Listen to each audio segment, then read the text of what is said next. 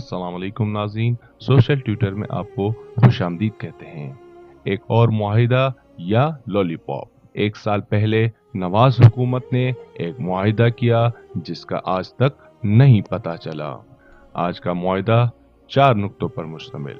Number 1, आसिया मसीह के मुकदमे को नजरसानी की अपील, हुकूमत को जिस पर एतराज नहीं होगा, जो कि मुद्दई पहले ही जमा करवा चुके हैं। हर पाकिस्तानी शहरी का हक है कि वो फैसले पर नजरसानी की दरख्वास्त दे, हुकूमत को कोई मसला नहीं होता।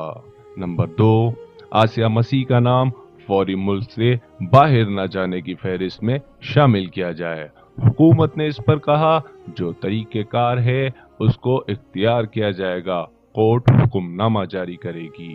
नंबर 3, 30 अक्टूबर के बाद की गई जितनी भी गिरफ्तारी हैं उनको छोड़ दिया जाए।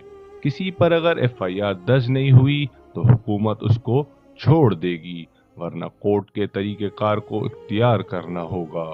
नंबर 4 और सबसे अहम नुक्ता, तहरीक लब्बैक ने माजरत कर ली तकलीफ देने और बिला जवाज दिल आजारी पर।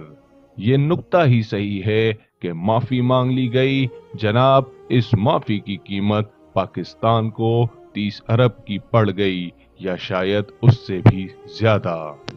धरना कोई मुस्तकिल हल नहीं, हिकमत के आगे उनको उठना ही था। कब तक लड़ते? मैंने काफी खिताब सुने धरने के दौरान कि आज तो बस मरने आए हैं, और क्या कुछ नहीं कहा। क्या किसी ने ये बताया कि कल फिर से इस तरह के फैसले ना हो? आपको जज बनना है, तालीम हासिल करनी है और ऐवान में जाना है और हुकूमती पोजीशन लेनी है, फौज में जाना है। काश अगर हम ये जहन दें, वक्त तो लगेगा लेकिन एक दिन हम पावर में आकर कुरान और सुन्नत के कानून को नाफिज कर सकेंगे, वरना हर दफा एक पेपर और लॉलीपॉप पकड़ाकर मुल्क को नुकसान होता रहेगा।